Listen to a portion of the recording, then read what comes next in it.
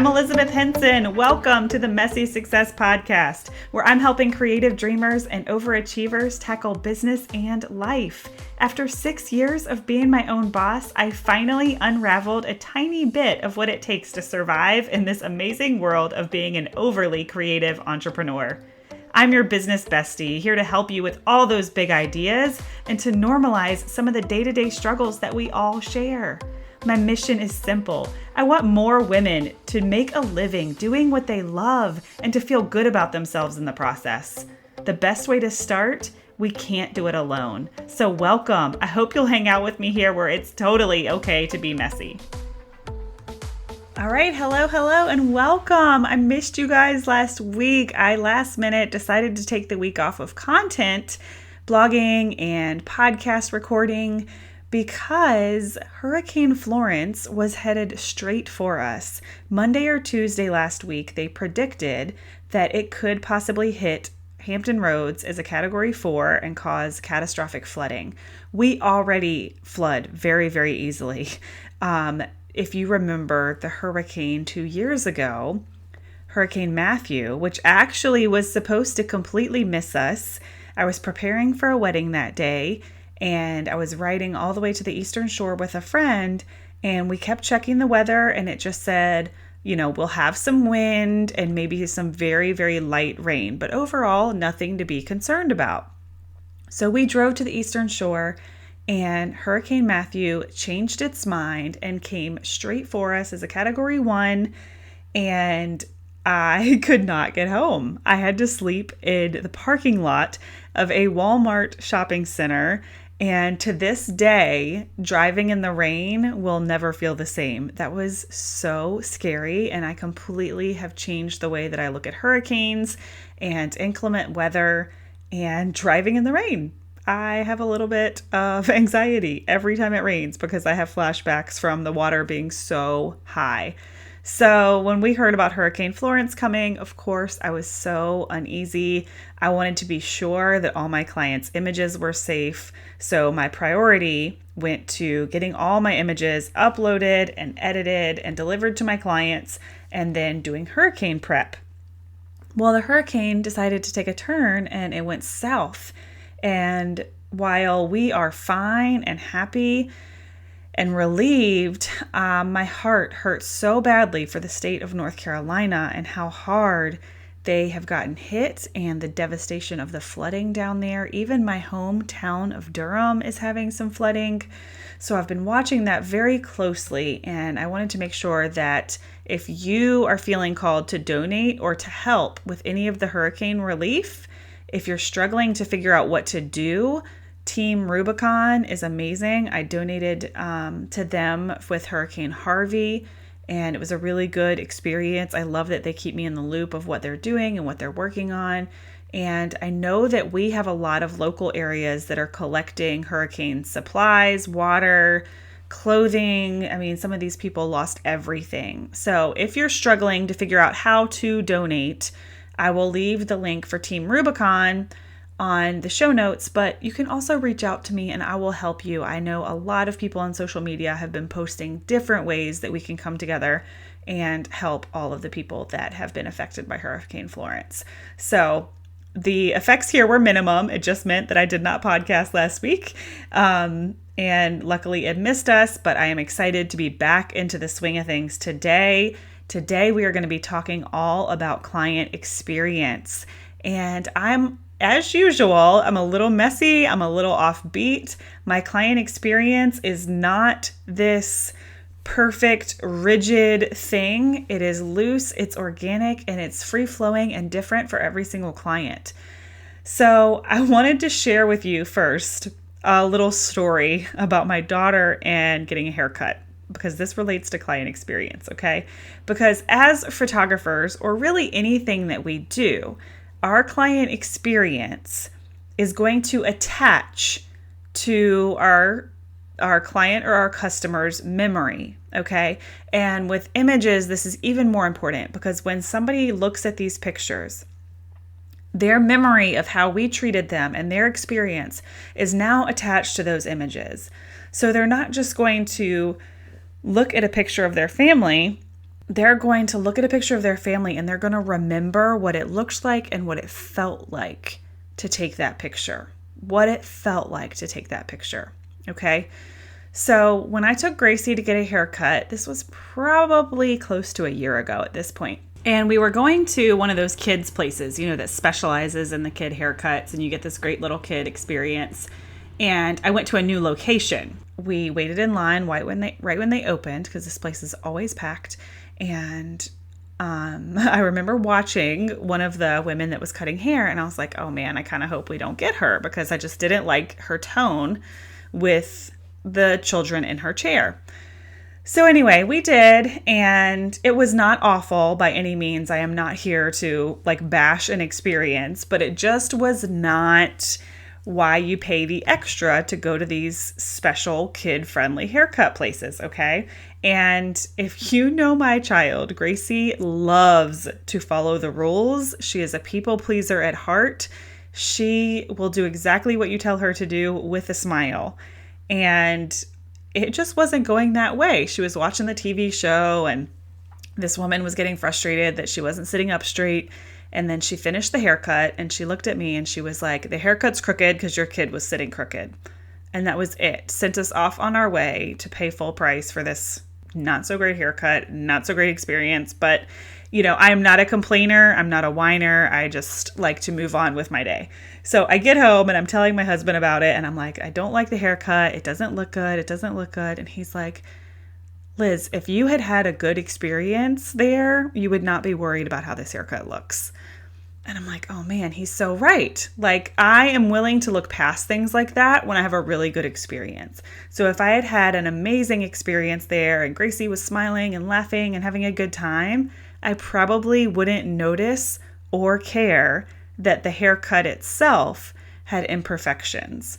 But because the experience was so negative, I now thought about that negative experience every time I looked at my kid's haircut. Has anybody else been there? And I know not everybody shops the same. Not everybody is so in tune with their experience, but I certainly am. And I just needed that little wake-up call that, you know what, he's probably right. The haircut is perfectly fine. She's 4. It's not a big deal if her haircut's a little bit crooked. Move on, Liz.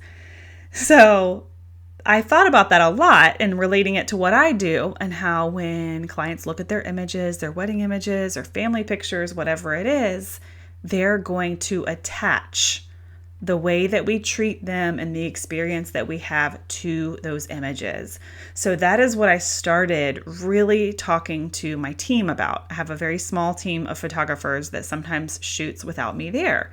And, they're always nervous and stressed that they're going to disappoint me. And I'm like, the pictures don't have to be perfect, but their experience has to be as close to perfect as we can make it, because they're going to associate that experience with these images. So no matter what, if you're awkward, if you're uncomfortable, if somebody is being rude to you, we have got to smile and make this experience for them a positive one, because it's going to be attached to the images that they're going to have forever. And that's so important. And it's important in any industry, okay? Any industry, it's important. Your customer, your client, the experience that they have is going to be somewhat of a measuring stick for how much they like the product or their time. So, like I said in the beginning, my client experience is a little bit unique. I originally tried to do things kind of the way that everybody else does them, by giving the client a gift or giving all my clients the same gift. And I just found that didn't work for me. I really take a lot of pride in paying attention to my couples and what they do and what they like. And, if I was to buy prepackaged bath salts or cookies or baked goods for my clients, well, what about my client that has an allergy? Or what about my client that doesn't like vanilla scented things? It just never really sat right with me to just send a generic gift. I know a lot of people do like embroidered blankets and things like that. I mean, there are ways that you can really not fail with a gift. A gift is a gift and it's wonderful. But I don't know, it just never felt right to me to stack up these boxes and just give everyone the same thing. It kind of made me feel like a car dealership, when you buy a car and you get the little basket in the mail. I don't know. It just wasn't what worked for me and my messy, you guys know how I am, right? Type B. Type B. I can't operate that way. I don't operate with spreadsheets and color-coded stacks and piles. I am a hot mess, and I like to give each and every one of my clients somewhat of a unique experience. Do I want to get better at gifts? Yes, I do. It is my ultimate goal to actually show up on wedding days with the gift and leave it on the gift table like everybody else. I think that would be really cool. But I'm not perfect, right? I'm a busy, busy mom with 2 kids, and I give myself a lot of grace, and I remind myself of all the places that I do go above and beyond, and that getting a gift is not what is going to be a game changer for a client. And we did some market research on this a couple of years back, where some friends of mine interviewed some brides, and we talked about welcome guides in the mail, and we talked about getting gift canvases in the mail. And none of that was really a game changer for these brides. It was the overall experience, which is what makes or breaks how happy they were. So a few things that I do that I find to be unique or different or above and beyond is my quick response time and quick delivery of images. I respond to every single email within 24 to 48 hours. And I tell my clients, if I don't, you are free to remind me, because typically that is my response time. And if it's not, something probably didn't go through, or I'm having some kind of schedule catastrophe. But I'm also going to talk about boundaries, because that quick email response time comes with some pretty gray areas as far as being super committed, but also having boundaries. I also show up early and stay late if needed. That all kind of goes in the under promise and over deliver type of attitude, right? So at the end of an experience with me, I'm always going to go through what are the things that would make me unhappy if I was a client. If someone was late, I would be furious. If someone tried to end early for time that I'm paying for, that's not cool either. Okay. And then this is one that I'm just getting a little bit better about, and that's having some type of onboarding process for your clients so that they always know what to expect, right? So a couple of years ago, I noticed that brides were asking me a lot of the same questions. Okay. And when you start to get the same questions over and over, you need to ask yourself, okay, if I'm getting this question a lot, there's a hole missing in the information that I'm giving to them, right?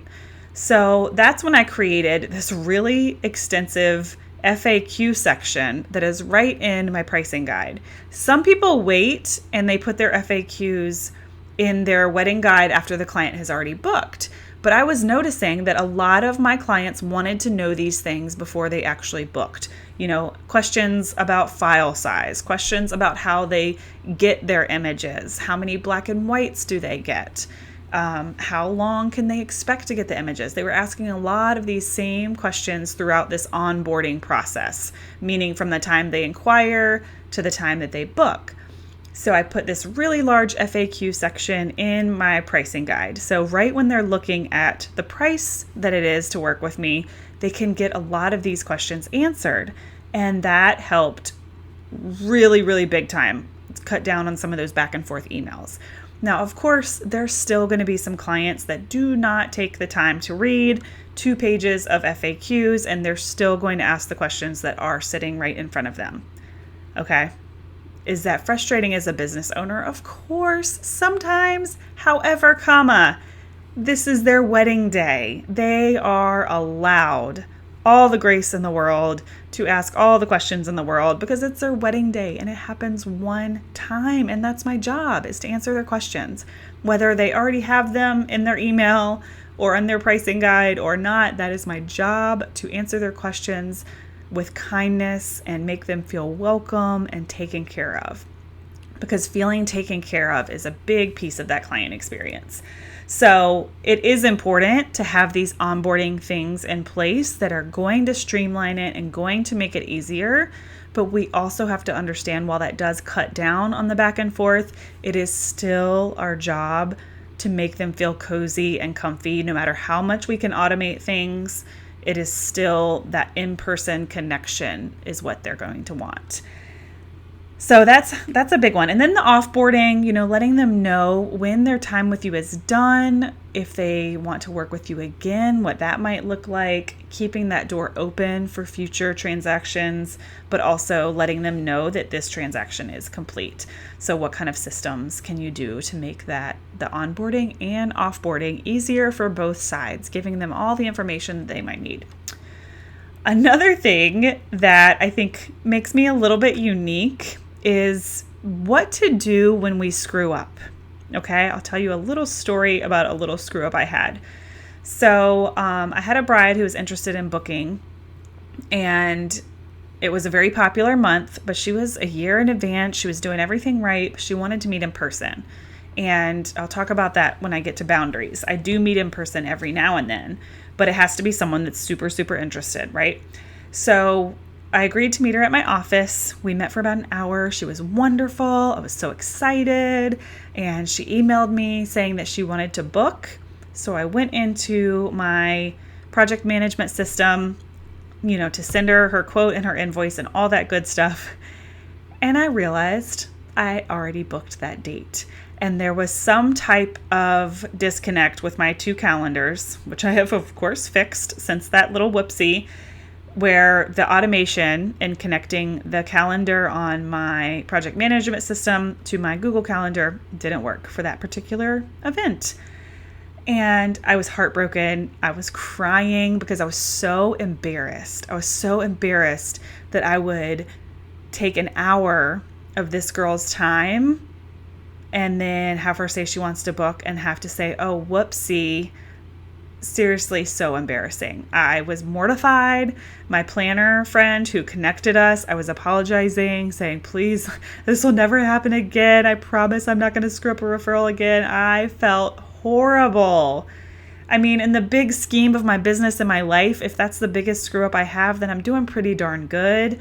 But I take my professionalism so seriously and other people's time so seriously that for me, this was heart-wrenching, okay? So I had to be a big girl and figure out, what am I going to do to make this right? So, I had to email her and let her know. And, of course, I could sense the disappointment. I felt like the biggest failure. But I made sure that I let her know that, I am so sorry. This is completely my fault. If there's anything that I can do, if you would like a free session, maybe an anniversary session, we ended up doing boudoir, a bridal session, anything you need, I will do it completely complimentary because this was my mistake. And that's really all that I could do, right? I mean, there had been no money exchanged. There was nothing that I could do to make this right other than offer her some more time, some time and something valuable. So a couple of months later, she ended up emailing and we booked, a boudoir session. And it went wonderfully. We had the best time. Of course, I was like a little bit sad that I can't shoot her wedding, but it made it right. And she left feeling happy and thanking me. And, she made sure to tell me that she was still going to refer me. And while that was not my biggest concern, I don't do everything in my business based on what people are going to say about my business. I just wanted genuinely to make that up to her. And I feel like I did. Long story short, what do you do when you screw up to make it right for that client to still be able to attach something positive to their time with you? So even if we do something wrong, we always have an opportunity to make it right so that they still have that opportunity to attach a positive memory to whatever experience or product it is that they're getting from us. That's important. And I know it's really hard to swallow our pride, and it's really hard to do things complimentary sometimes.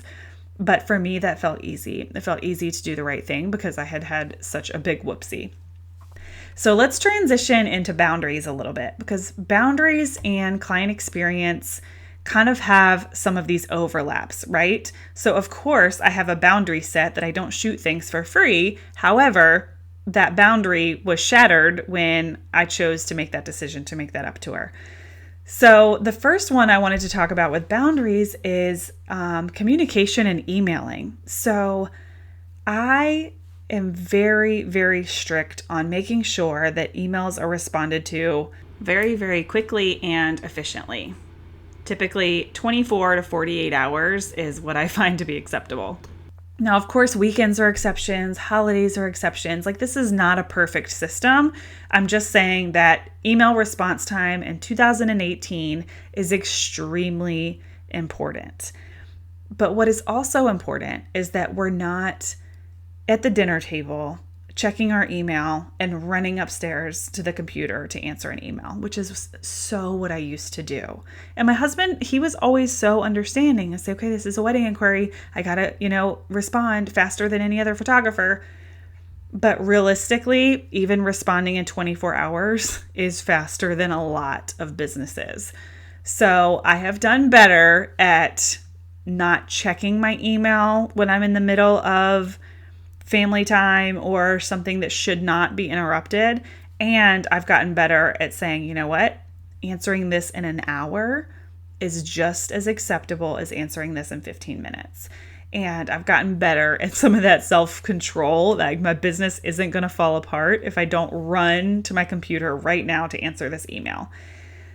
So I don't know where you are in that journey. I know this is something that we've talked about a little bit in the Messy Squad, of setting some of those boundaries, but still offering really, really good quality service. And there's this back and forth about business hours, okay? So a lot of entrepreneurs try to stick to their 9 to 5 schedule, and I totally get that. And especially, the older my kids are getting, the more I'm getting that. However, there's two sides to that. Sometimes people will actually respond at night, and then they'll set their timer, their responder, their email scheduler to schedule that email to go out at 8 o'clock the next morning so that it still looks like they're working with their business hours. I don't do that. A, of all, because I don't want to take the extra step to schedule an email. But B, of all, a lot of my brides work 9 to 5 and they like to email at night too. And I don't really mind emailing at night. My husband does the evening routine. So it's not hard for me to go to my computer and answer a few emails while he has the girls in the bath. And while some people would frown upon this, that's breaking boundaries and that's showing your clients that you'll email them during family time, I have never personally had that struggle where, because I answered an email outside of typical business hours, that my clients took advantage of that.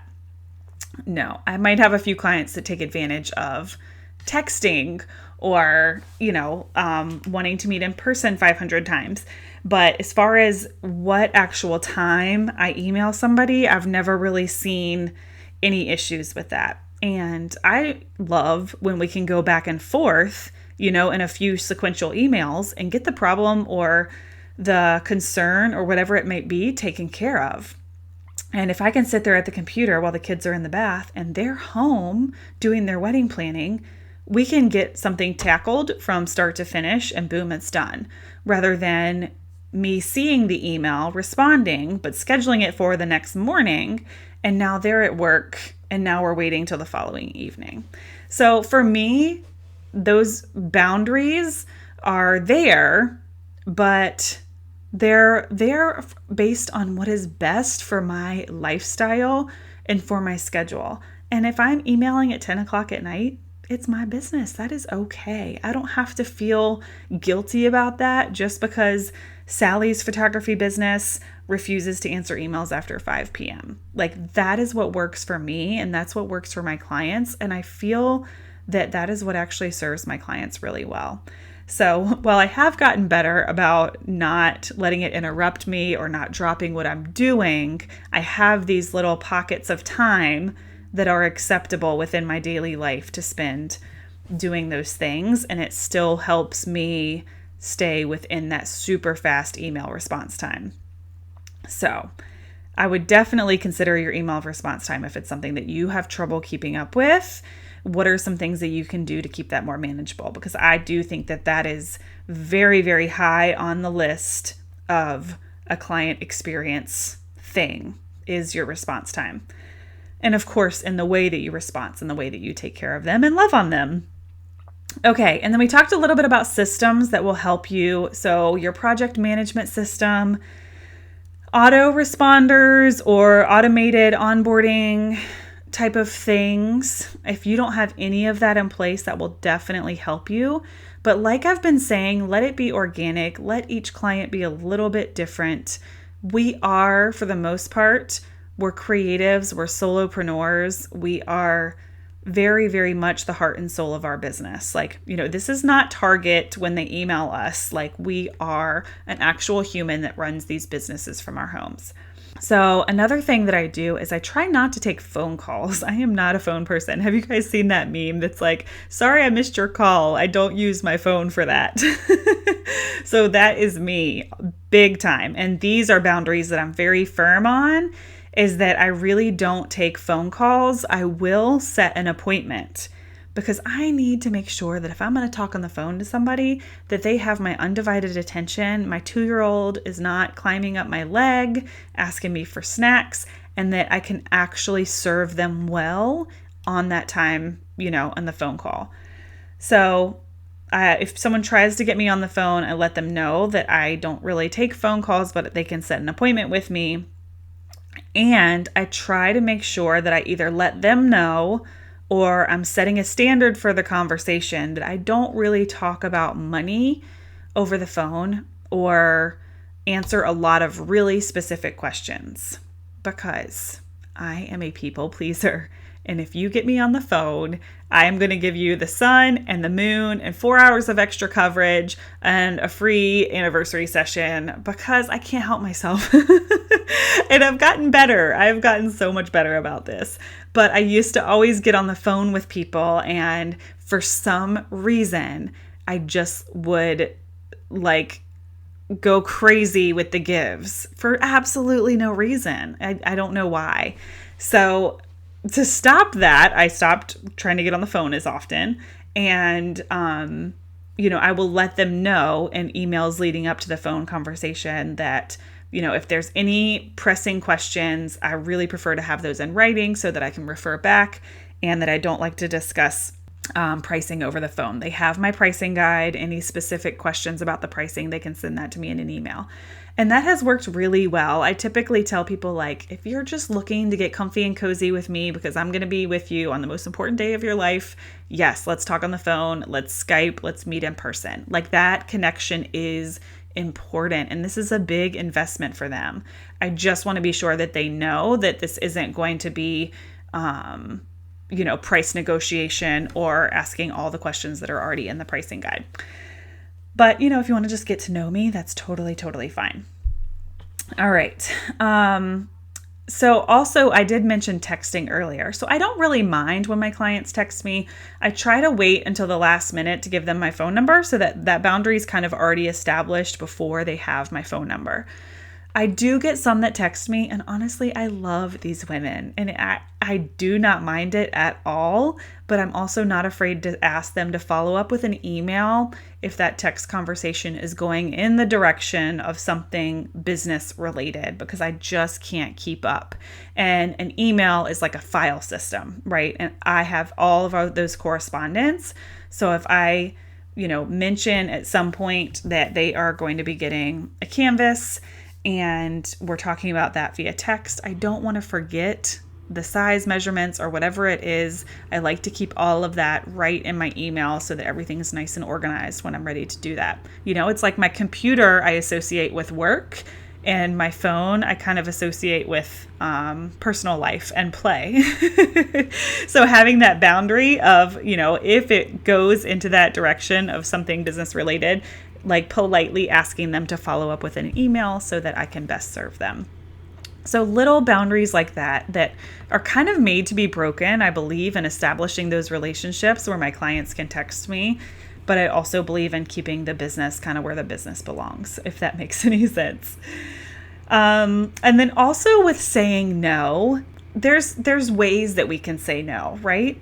So when I get an email that's like, hey, I'm getting married, but our budget is really small. We only have a budget of $1,000.